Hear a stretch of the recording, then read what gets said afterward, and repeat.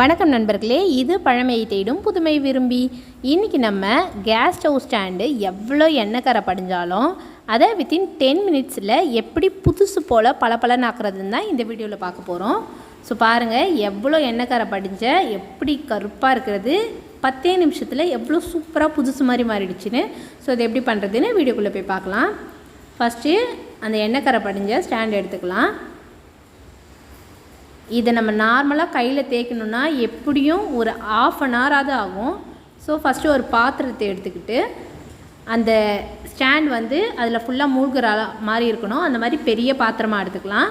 அதில் போதுமான அளவு தண்ணி எடுத்துக்கிட்டு அது உள்ள ரின் லிக்விட், நீங்கள் எந்த லிக்விட் வேணால் ஆட் பண்ணிக்கோங்க. ரின் லிக்விட் சேர்க்குறேன். ஸோ அந்த மூடியிலே ஒரு மூடி அளவு ரின் லிக்விட் ஆட் பண்ணிடுவோம். ஆட் பண்ணிவிட்டு இப்போ ஸ்டவ் ஆன் பண்ணிவிட்டு இந்த தண்ணியை நல்லா கொதிக்க விடலாம்.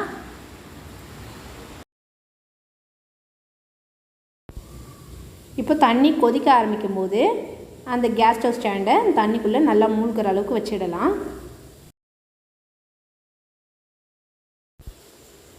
தண்ணி லைட்டாக கொதிக்க ஆரம்பிக்கும் போதே அந்த ஸ்டாண்டில் இருக்க கரையெல்லாம் கொஞ்சம் கொஞ்சமாக வரதை நம்ம நல்லா பார்க்கலாம். ஸோ இப்போ தண்ணி நல்லா கொதிக்க ஆரம்பிச்சிடுச்சு. ஒரு 2 நிமிஷத்துக்கு நல்லா கொதிக்கிற அளவுக்கு மட்டும் இதை விட்டுட்டு அடுத்து நம்ம ஸ்டவ் ஆஃப் பண்ணிவிடுவோம். இப்போ 2 நிமிஷம் ஆயிடுச்சு. ஸோ இப்போ நம்ம ஸ்டவ் ஆஃப் பண்ணிடலாம்.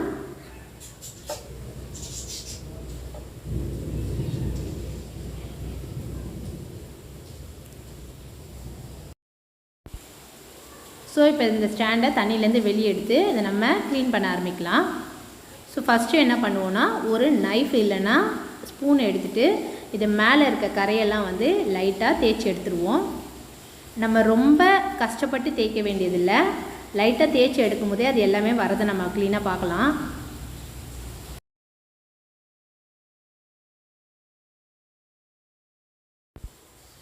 இப்போ தேய்ச்சி எடுத்தாச்சு. அந்த மேலே படிஞ்சிருந்த எண்ணெய் பிசுக்கு எல்லாமே இப்போவே எவ்வளோ போயிடுச்சு பாருங்கள். ஸோ இப்போ என்ன பண்ண போகிறோன்னா, சமையல் சோடா 2 ஸ்பூன் அளவு, நம்ம இட்லிக்கெலாம் போடுவாங்கள்ல, அதை 2 ஸ்பூன் அளவு எடுத்து இது மேலே ஃபுல்லாகவே தூவி விட்டுறலாம்.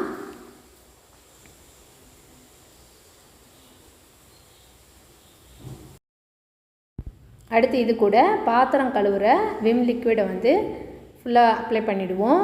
நீங்கள் எந்த லிக்விட் யூஸ் பண்ணுறீங்களோ அதை அப்ளை பண்ணிக்கோங்க. ஸோ இப்போது ஸ்க்ரப்பர் எடுத்து இதை லைட்டாக தேய்ச்சி எடுத்துருவோம். இதை ஒரு நிமிஷம் லைட்டாக தேய்ச்சாலே போதுமானது. ஆனால் நார்மலாக எண்ணெய் கரைஞ்ச படிஞ்சதில் நம்ம தேய்க்கிறதா இருந்தால் அந்த மாதிரி லைட்டெல்லாம் தேய்ச்சி எடுக்க முடியாது. ஆனால் இந்த சமையல் சோடா யூஸ் பண்ண அப்புறம் இதை மாதிரி தேய்ச்சி பாருங்கள். வித்தின் 1 மினிட்டில் சூப்பராக அந்த புதுசு மாதிரி மாறிடுது. எனக்கே ரொம்ப ஆச்சரியமாக இருந்தது.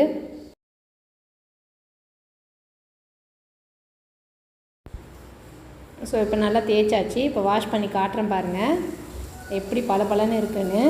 அவ்வளோ எண்ணெய் கரை படிஞ்ச ஒரு பொருள் இவ்வளோ புதுசு மாதிரி மாறுதுன்றது ரொம்பவே ஆச்சரியமான விஷயந்தான். பாருங்கள் எப்படி இருக்குன்னு. ஃபஸ்ட் இருந்ததையும் உங்களுக்கு காட்டுறேன் பாருங்கள். இந்த அளவுக்கு கரை படிஞ்சது இந்த அளவுக்கு புதுசாக மாறுமான்றது ரொம்பவே ஆச்சரியமான விஷயந்தான். ஸோ ஃப்ரெண்ட்ஸ், நீங்களும் உங்கள் வீட்டில் கண்டிப்பாக இந்த மெத்தடில் எண்ணெய் கரை படிஞ்ச எந்த பாத்திரமாக இருந்தாலும் ஈஸியாக க்ளீன் பண்ணிடலாம். நீங்களும் இதே போல் க்ளீன் பண்ணி பார்த்துட்டு உங்களுக்கு இந்த மெத்தட் ஹெல்ப்ஃபுல்லாக இருந்ததுதானே எனக்கு கமெண்டில் சொல்லுங்கள். உங்களுக்கு இந்த வீடியோ பிடிச்சிருந்ததுன்னா இந்த வீடியோவை லைக் அண்ட் ஷேர் பண்ணுங்கள். மறக்காமல் பழமையை தேடும் புதுமை விரும்பி சேனலை சப்ஸ்கிரைப் அண்ட் ஃபாலோ பண்ணுங்கள். தேங்க்ஸ் ஃபார் வாட்சிங்.